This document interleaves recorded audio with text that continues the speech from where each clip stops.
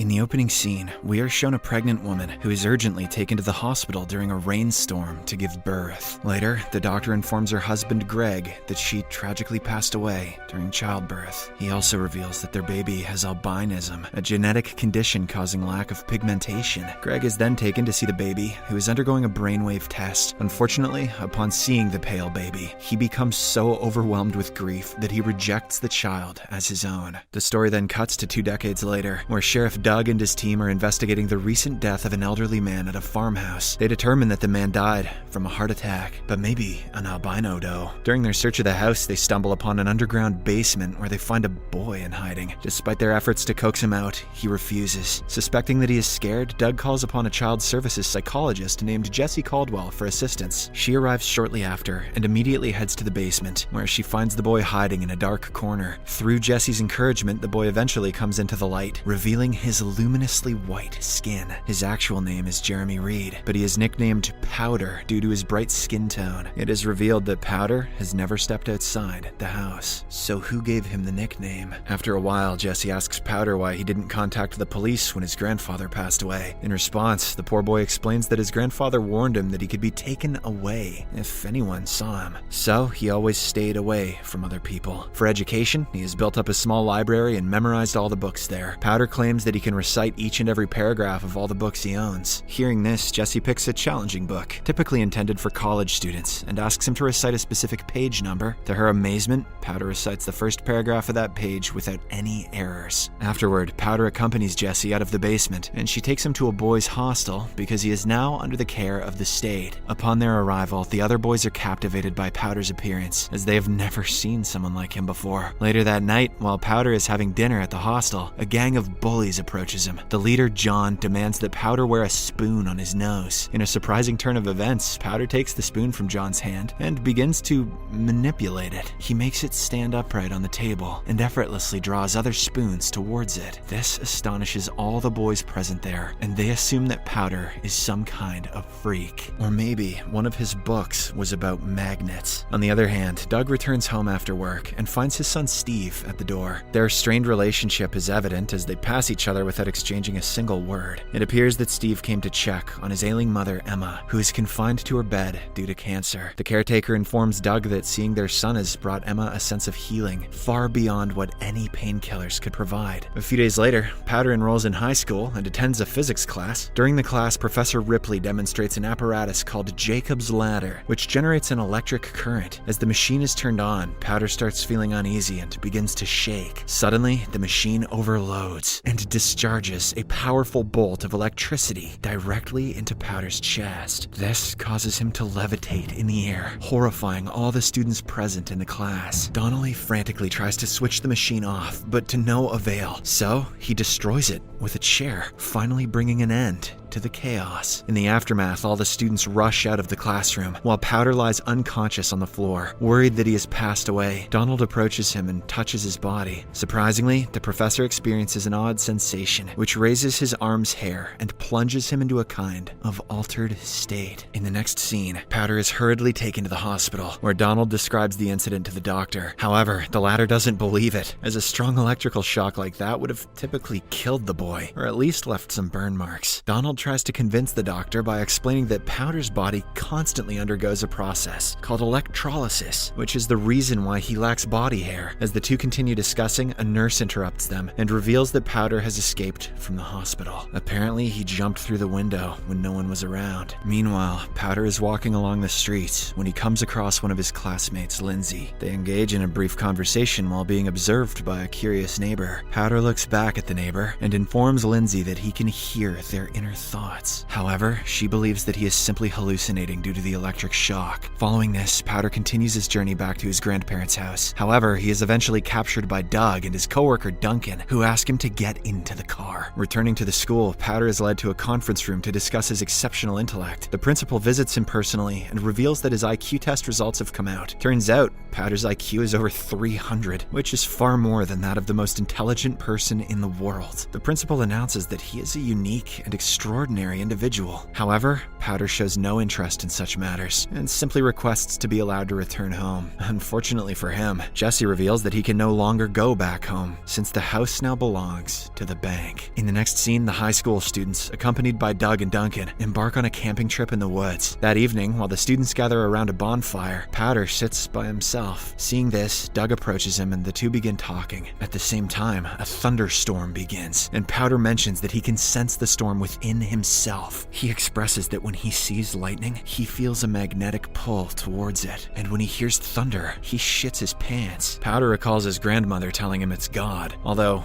he doesn't believe it. He also reveals that his mother was struck by lightning while pregnant with him, which appears to be the reason for his special condition. The next morning, as Powder is wandering in the woods, he is approached by the bullies, John and Mitch. Without any reason, John points his gun at Powder, saying that he can kill him right then and there. However, before he can pull the trigger, a gunshot is heard in the distance, diverting everyone's attention. They rush in the direction and discover that Duncan has shot a deer. Powder is deeply affected by the sight, as he can empathetically sense the pain and fear of the dying deer. What the hell does that have to do with lightning? When he cannot take it anymore, he grabs Duncan's wrist with one of his hands, while placing the other on the deer's neck. Surprisingly, Powder transfers the deer's sensations of pain and fear to Duncan, causing the latter to convulse violently. As the effect intensifies, John aims his gun at Powder, demanding that he release the officer. However, our protagonist simply stares him in the eye and continues torturing Duncan. Enraged, John pulls the trigger, but Mitch intervenes in the nick of time, raising the gun and ultimately saving Powder's life. In the aftermath of these events, Powder is brought back to Jessie, who questions him about what transpired. She is genuinely worried about his well-being and state of mind. However, Powder ignores all her questions and states that he wants to return home. When she keeps on insisting, he becomes angry and unintentionally unleashes his powers, causing glasses as well as the lights to shatter. He then walks away, confidently stating that Jessie won't be able to keep him there for long. Meanwhile, Doug returns home and meets with the family doctor, who updates him on his wife's worsening condition and the immense pain she is enduring. Although Doug doesn't comprehend why she chooses to hold on, he believes there must be a reason. The doctor informs him that he will never know the reason because Doug's wife is completely unable to communicate. The next day, Powder is sitting alone in the dining room when Donald approaches him. The professor reveals that he felt a distinct energy within himself when he touched Powder during the earlier incident in class. He describes the energy as immensely powerful, making him feel youthful again. He also talks about Einstein's theory, which states that if a person uses 100% of their brain, they can do unimaginable things. Perhaps Powder is able to do just that, which explains his incredible powers. Donald then expresses his desire to be friends with Powder so that he can gain more information about him. The scared boy is a